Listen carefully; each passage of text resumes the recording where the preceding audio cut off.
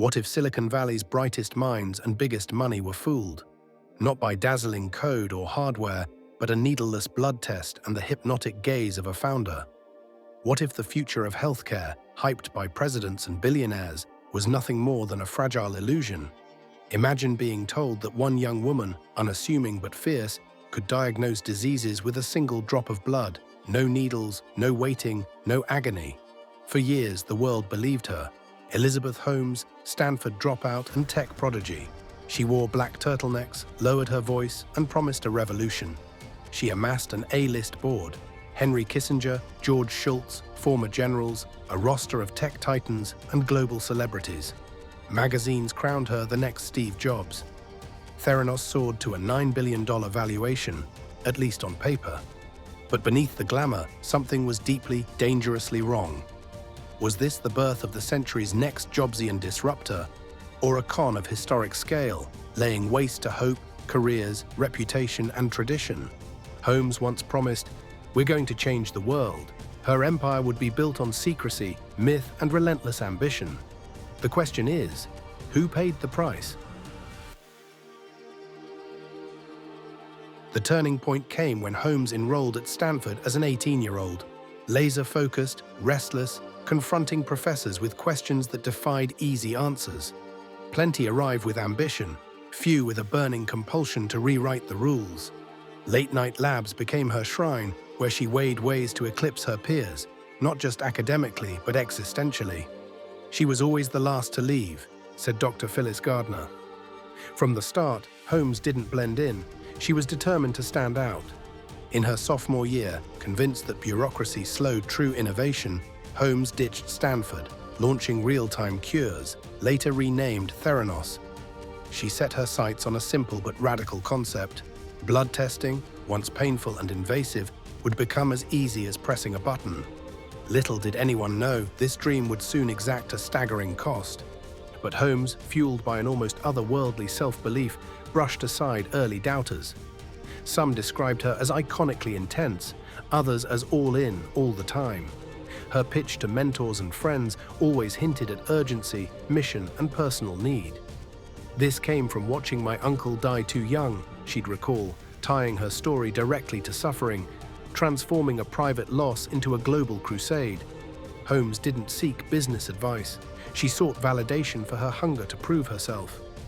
Unlike the slow, committee-driven models she saw everywhere else, Holmes operated by singular willpower. The myth was beginning, but the machinery was far behind the vision. Most diagnostics companies, Abbott, Siemens, Roche, and Quest Diagnostics, relied on decades of methodical, peer-reviewed lab tests, incremental advances, and big clinical teams. Holmes rejected all of it. Her contrarian move, sell a solution that sounded impossible. The Edison, a closet-sized device that promised accurate results on 240 different tests from a few drops of blood. She marketed ease, privacy, empowerment, and democratization, but not transparency. Competitors warned that blood volume could make or break results. Holmes claimed, "We can run comprehensive tests from a single drop." The secrecy around her device became Theranos' defining trait. No outsider could inspect it. Even board members weren't shown working prototypes. Employees signed strict NDAs. Holmes and her COO, Sunny Balwani, split teams into isolated silos, ensuring no one could piece together the true state of the technology. But the risk was breathtaking. Holmes aimed directly for retail, partnering with Walgreens and Safeway, skipping slow pilot phases. Walgreens, lured by the promise of upending its pharmacy competition, signed a $140 million deal. Safeway promised $350 million in new clinics. Holmes dazzled them with technical jargon, microfluidics and nanotainers, and brash comparisons to Apple. "We're not building a lab," she told partners, "we're building an operating system." Ellison, Murdoch, the Walton family, all bought in. Holmes was pitching a faith more than a machine. Yet on the inside, doubts never stopped multiplying. Theranos' first big failure arrived not on glossy magazine pages, but in drab Walgreens clinics. Prices defied logic: $2, $3, $5 for tests rivals charged $100 or more for. But the technology simply didn't work. Blood samples ran through the Edison returned inconsistent and sometimes wildly inaccurate results. Some patients received false positives for cancer, triggering medical panic, while others received incorrect cholesterol, thyroid, and HIV scores. Lab techs routinely sent samples not to the Edison, but to undisclosed third-party labs, hiding the reality from Walgreens and customers. Employees tried to raise their concerns. Erica Chung, a former lab scientist, saw repeated failures.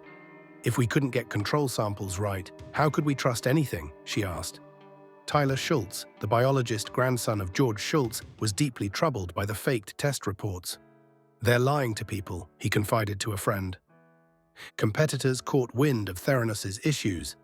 Abbott quietly released data showing their devices scored 99.9% accuracy compared to Theranos' inconsistent records. Roche's clinical validation documents circulated among skeptical investors. Holmes and Balwani responded by restricting employee access even further and ramping up legal intimidation. Failure became a lesson buried, not learned. By 2015, Theranos faced mounting market skepticism. The breakthrough wasn't technical, it was defensive. Under pressure from a Wall Street Journal investigation, Holmes and Balwani ordered a stealth pivot, using Siemens machinery to run tests, while reporting results as Theranos verified. Employees knew the truth, customers did not. Metrics tumbled. Walgreens clinics saw foot traffic drop 35%. Safeway wellness clinics, once packed, now sat empty, $350 million of investment vaporizing in months. Holmes scrambled, launching opaque PR initiatives and inviting hand-picked press while carefully controlling the narrative. But journalist John Carreyrou, who'd begun with cryptic tips from former employees, published explosive findings. Theranos' core technology didn't function reliably in any commercial clinic. The bombshell stories included confidential email leaks, patient horror stories, and regulatory warnings. Holmes issued combative statements to the press. "We stand by our technology," she intoned, "and we will prove every doubter wrong." Until that unraveling, validation had been Theranos' secret weapon. Holmes' board featured Henry Kissinger, George Shultz, former Defense Secretary William Perry, names that made rivals jealous and partners comfortable. Magazine profiles depicted Holmes standing shoulder to shoulder with Bill Clinton and Joe Biden. Rupert Murdoch called her a titan. Larry Ellison described her as the best founder pitch ever. The Safeway CEO Charles Bird battled competitors by boasting about the Theranos deal in television interviews. Holmes, ever the performer, flaunted celebrity attention with carefully staged photos. Theranos threatened to become bigger than Apple and Tesla combined. Social proof was omnipresent. TED Talks, Forbes covers, guest spots with Oprah, mentions on CNN, the Oscars, and at the Davos World Economic Forum. But as the truth spread, fueled by Chung, Schultz, and investigative reporting, the endorsements became an inferno. Walgreens sued for $140 million compensation. Safeway wrote off its $350 million investment. Murdoch's loss exceeded $100 million. The Walton family reported $150 million vaporized overnight. George Schultz, forced to face his grandson Tyler and the mounting evidence, privately admitted grave error and betrayal. Invalid results, regulatory warnings, and media fallout drove Theranos toward total collapse.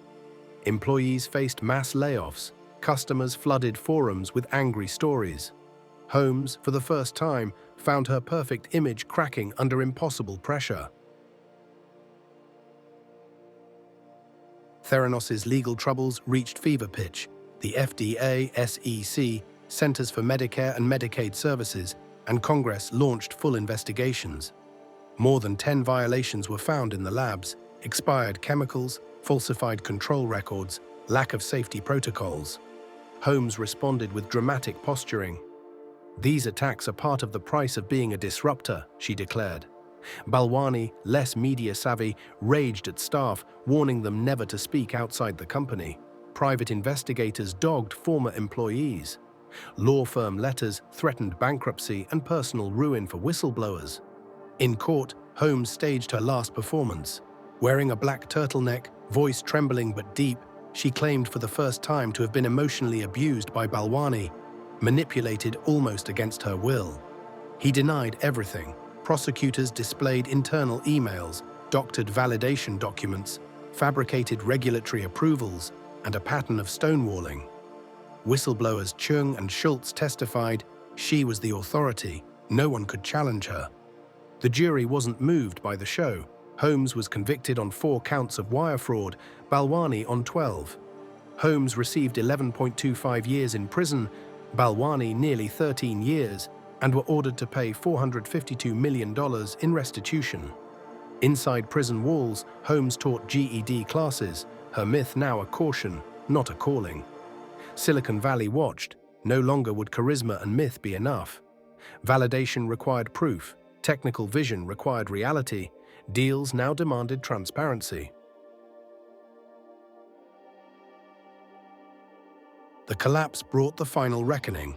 Patients, doctors, and public advocates led class action lawsuits, sharing stories of medical harm. Some patients recounted how erroneous test results led to unnecessary surgeries and trauma. Others learned their HIV diagnoses were false, grief transforming into rage. Former Theranos employees struggled to find work, many blacklisted by association. Those who tried to warn outsiders faced relentless harassment. Social media revolted. Hashtags like #Theranos fraud and #Holmes trial flooded Twitter and Facebook.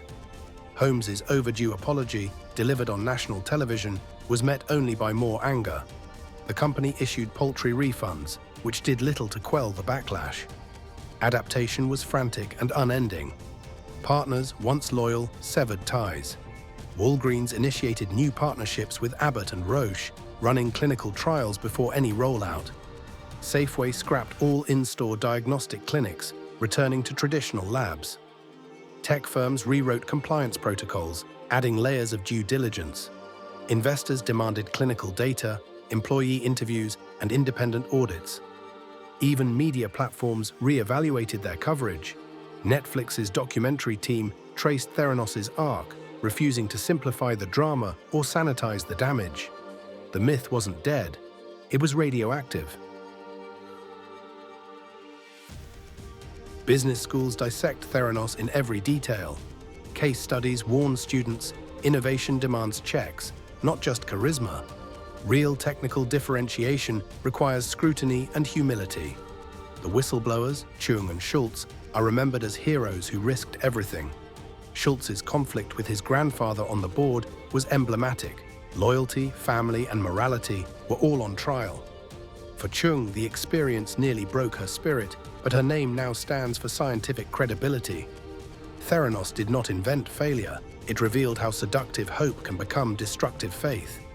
Unchecked ambition, secrecy, celebrity validation. These are fires that demand constant vigilance. Genius needs evidence, vision needs verifiable results, leadership needs accountability. Even now, Silicon Valley's optimism endures. New startups rise, promising miracle cures. Investors, shaken by Theranos, ask for hard proof. Tax returns, clinical trials, real data, technical audits. The shadow endures. Boards now demand to see the thing work, not just hear about its promise. The story doesn't end with Holmes in prison, nor with Theranos' brand destroyed. It ends in adaptation, uncomfortable questions, and unfinished tension. How many more companies are hiding their errors? How many whistleblowers are dismissed before they save lives? The risk is never gone. From Stanford's midnight labs, through glamorous boardrooms, and into the stark halls of justice, Holmes's journey is a story of dazzling ambition, psychological manipulation, ruined trust, and lives changed forever. It's a mirror held up to an era where the cost of believing too quickly can be incalculable. Theranos' warning is clear. Charisma can deceive, stories can blind, and unchecked power can bring ruin. For Holmes, the real punishment is living as a symbol, a myth collapsed, a legacy divided, and a world forever changed.